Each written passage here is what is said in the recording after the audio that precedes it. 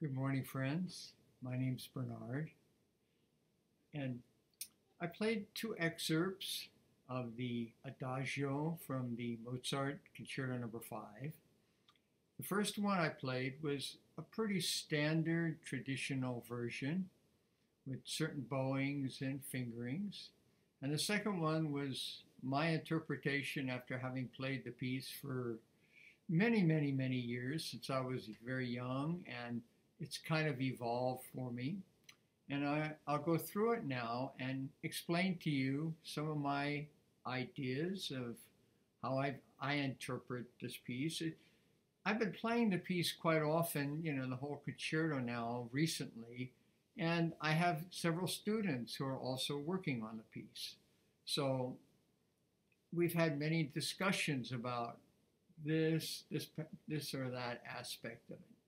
The reason I played the short introduction, the dum, because the allegro feeds right into the adagio and makes quite a difference if it's there or it's not there. So if I play this, there's sort of it's the end of the introduction, but it's also leading to the adagio. And when I played the standard way, which is often played down bow, it kind of breaks the line from, so I have to go like this. Whereas if I play up bow, it's like lifting this feeling to the, and of course it makes it very easy for him to make a nice crescendo. And then I can make a subito piano on the top note, on the E. Now the top E can be, most of the time, 99.9% of the time, it's vibrato. But I was influenced by Heifetz. When I was very young, I heard Heifetz play it. He put in the harmonic. And I was thinking, you don't like playing Heifetz unless it really fits. So I'm playing Heifetz for the time being. And the reason I feel it fits is because this is the place where the orchestra comes in, playing 30-second notes of da da da da da da da da da da da, and it's like a stream, the water. And I think that Mozart was quite influenced by the attempt, because he was young. Mozart wrote the concerto when he was 19 years old, and he was very influenced by his Italian travels. And of course, Vivaldi, and especially if you keep in mind his seasons, which are all about nature, Mozart was very influenced by Vivaldi, I believe. So that's another reason why I feel comfortable playing this harmonic, because it sets the tone of this murmuring stream. So, and I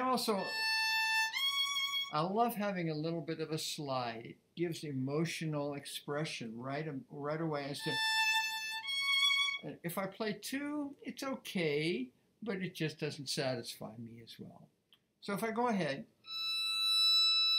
by starting the piece up bow, it allows me now to play the E. I can play these two notes separate, these two eighth notes separate. And I get a little bit more expression out of them versus if I play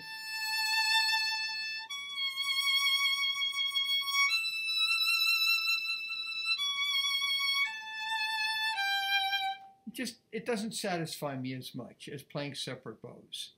Then the next little aspect that I've changed after this,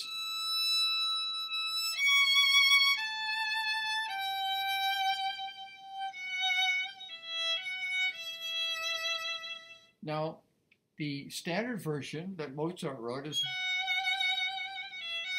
and over the years this traditional style of trill with Nachschlag in the it's kind of worn thin on me. I've gotten bored with it, and I just wanted to have more expression. And then the next, that 30-second pickup the scores don't agree. Some of them have a 16th.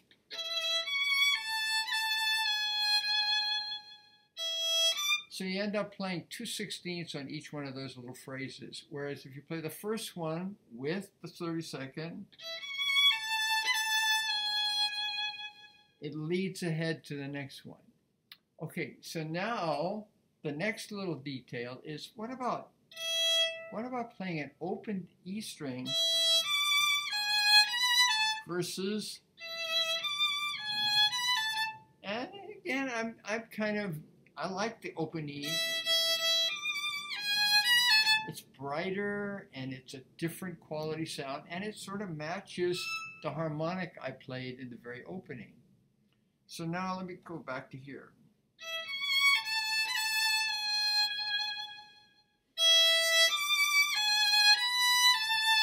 Now I changed the bowing. The standard bowing would not have the hook. It would be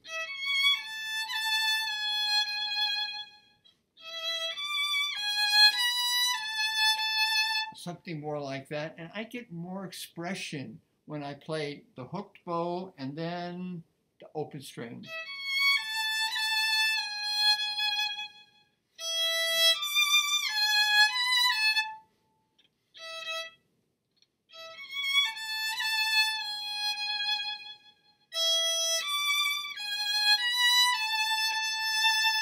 Now this last note, there's usually quite a bit of rest and very, very clean E. I like sometimes to do a slide.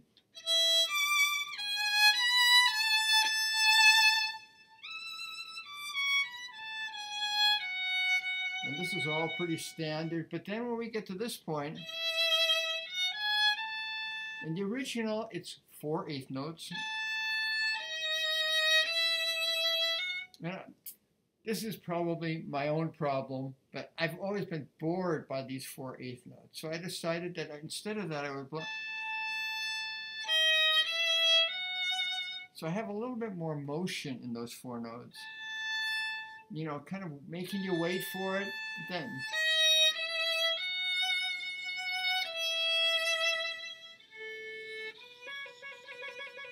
And this trill, I like the trill, but I still don't like the Nachschlag. So I just play.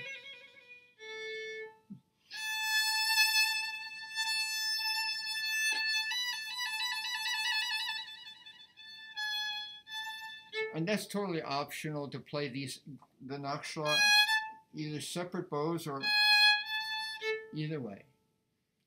All right, so I'll play the excerpt my way one more time because I like it that way.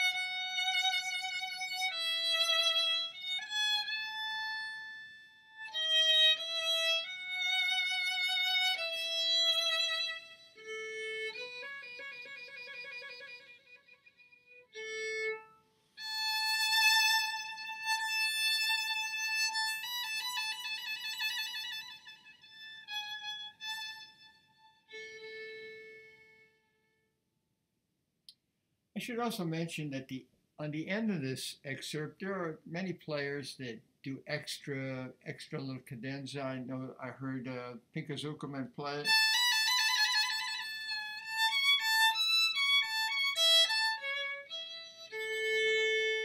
Or something very similar to that. I heard Vengerov play a little introduction to the next section. And, you know, I don't feel it that way, and that's fine. And, you know, my way is not certainly the only way, but it's just to give you an idea of how different interpretations can be, you know, done. You could say, well, gee, I like the harmonic, but I don't like this part of it, whatever. So anyhow, if you have any comments, please put them down below. And if you like it, please put a like and subscribe if you haven't subscribed. Thanks so much for listening, and we'll see you next time.